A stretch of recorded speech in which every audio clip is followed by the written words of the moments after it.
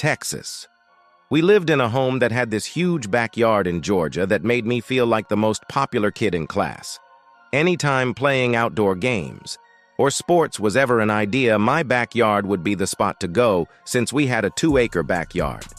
The backyard was surrounded by woods on 3 sides. It also had many trees throughout the yard, a trampoline in one corner, a hot tub, a big detached 3-car garage, and an above-ground pool for a middle-class area. We really had everything you could want in a backyard. There was enough open grass to play, any sport, soccer, baseball, football, anything. We even played hide-and-seek tag, or manhunts as we would call it. One Friday when we were in like 6th grade, my friends and I wanted to have a camp-out sleepover in my backyard. It was Mike, other Mike, who I'll call Michael, and Jason. We all had to get our parents' permissions, of course, but we were like 11 or 12, and it was a Friday. None of our parents had any reason to say no. Plus, my family has lots of camping equipment, including 2 tents that could easily fit 2 of us in each one.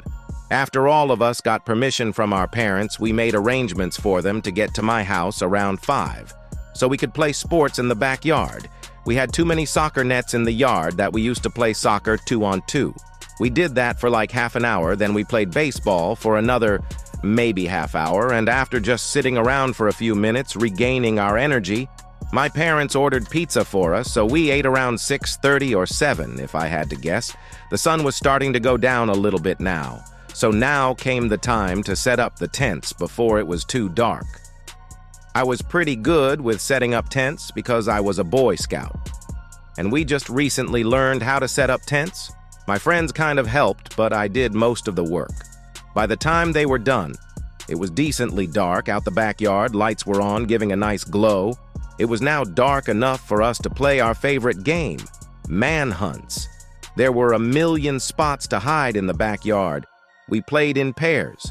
It was Mike and I hiding first, and Michael and Jason would be hunting. Mike and I split up. Our goal was to get back to the home base point, which was the back door to the house. No camping by the door was allowed. The trampoline was in the far corner of the yard, before the woods. I crawled under that to hide when the hunters would start looking. They had to blow a whistle to let the hiders know they were starting. Once I heard the whistle, I stayed under the trampoline, waiting it out, watching the 2 of them in the distance, looking around. I was waiting for a good moment to creep closer to the back door. I was aiming for the hot tub next to the house, because if I could get behind it and hide, I could run straight into the back door. So, while Michael and Jason were staring at different parts of the backyard, I ran towards the hot tub, and as I ducked under it, I heard one of the trash cans on the side of the house almost topple over. Then, I noticed that the hot tub had a motion detecting light by it, but it wouldn't have triggered that light. I went to appear around the corner to the side yard, where I saw a tall person wearing dark clothing, speed walking away towards the woods before entering the woods. It wasn't my dad. We went outside to look around the woods for a few minutes and then checked the street for any unusual cars, but nothing. My dad told us to stay inside and play a game on my PlayStation, which obviously upset us. We went inside and played a game on my PlayStation. I told my friends what I saw again, which was just a tall guy walking into the woods on the side of the house after apparently almost knocking over one of our trash bins. We discussed going back outside and sleeping in the tents since they were already set up anyhow. Plus, what were the chances that whoever was still out there hours later? After we finished our game, we went back outside quietly so as not to wake up my dad. Mike and I shared a tent while Michael and Jason shared the other. After a while of joking around and yelling things between tents, we started to quiet down and try to go to sleep. I wasn't asleep yet, but it seems like Mike was. I started hearing walking sounds in the grass nearby, approaching the tent, and then the zipper to the tent was unzipped, and I looked up and saw my dad looking inside the tent.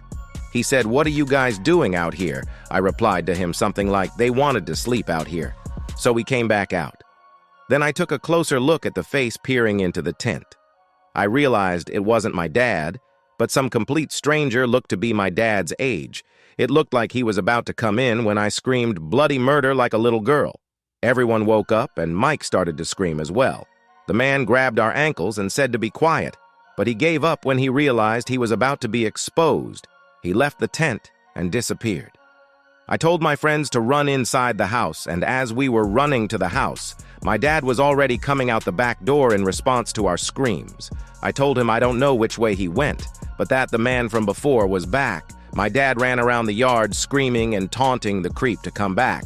If he has any balls, we heard it from inside the living room. My mom called the police, of course, and all that really happened when the police officer showed up was he took my recount of what happened, and I'm sure he made a police report then, left. It was good to have a police report at least, so that the cops would be aware of a creep going around. I'm not sure if that man ever came back to our property or not, or if he ever got in trouble for something similar. Either way, it was pretty traumatizing, and it could have.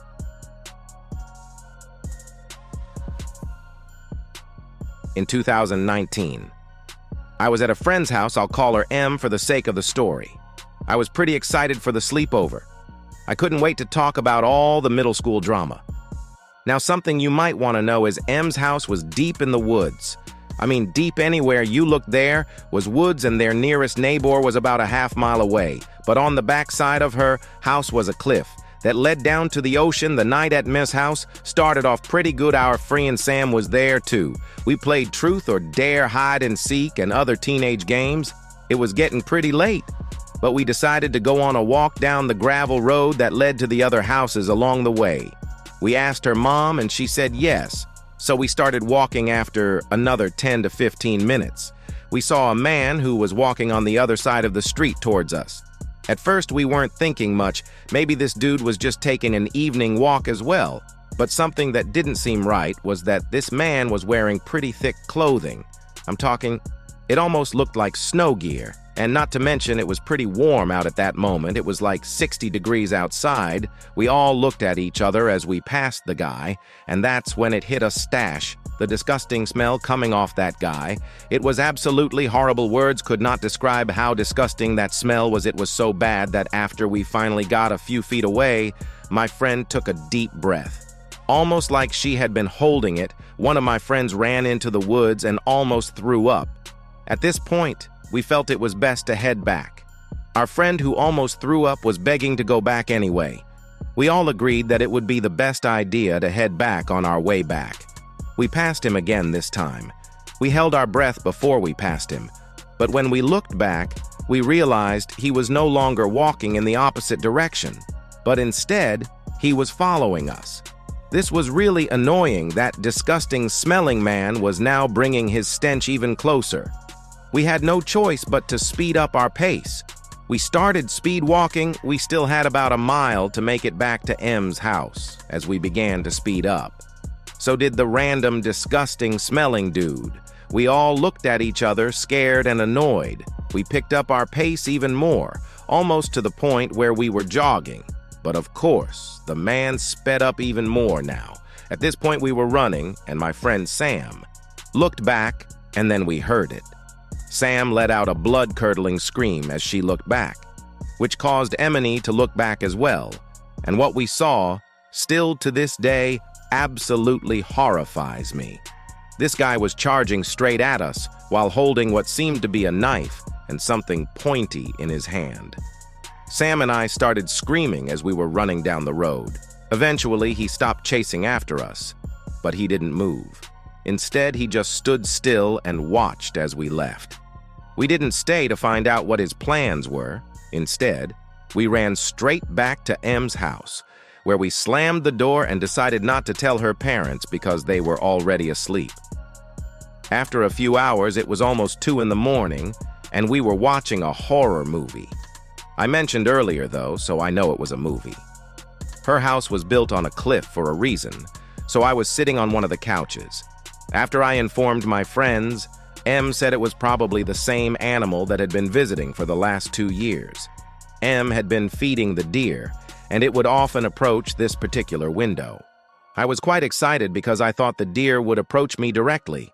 I looked out the window, but nothing was visible because it was too dark.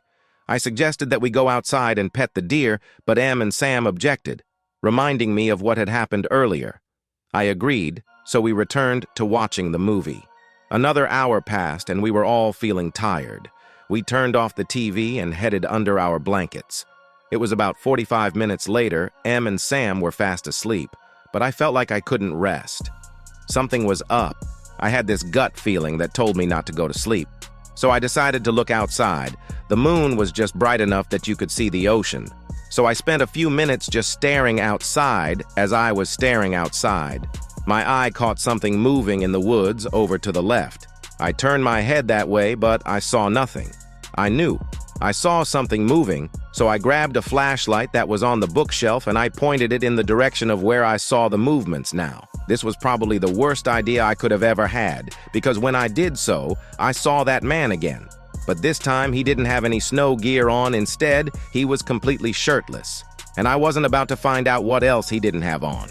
So I tried to wake up Em and Sam and tell them what I saw. Sam woke up, but Em was a deep sleeper.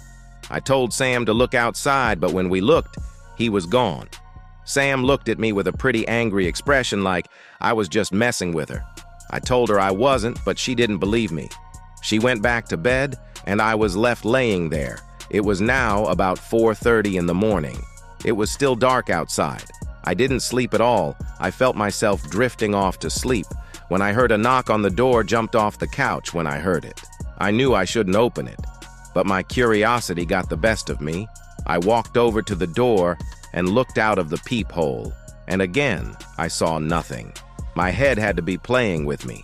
I again went back to the couch and threw my blanket over my head. I eventually fell asleep but woke up at around 5 a.m. in a cold sweat.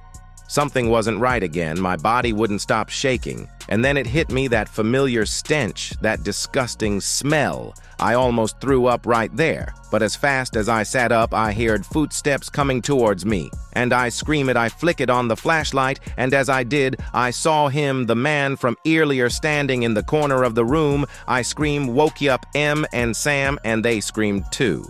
And as we did this, the man bolted out of the house. Em's mom and dad came running down the stairs. After a few minutes, we told them everything that happens. Em's mom called the cops, while Em's dad walked down the road with a shotgun, seeing if he could find the man after that. Once the police arrived and got all of our stories, I went home. My parents didn't tell me much. When I got home, they hugged me for what felt like hours. And from that moment, I wasn't allowed at sleepovers anymore. Only now, years later, did I finally realize just how bad everything was. The police eventually found the guy, and inside that old shed we were daring each other to go into were 5 dead bodies, and that stench I was on. That man's body was the smell of decaying flesh.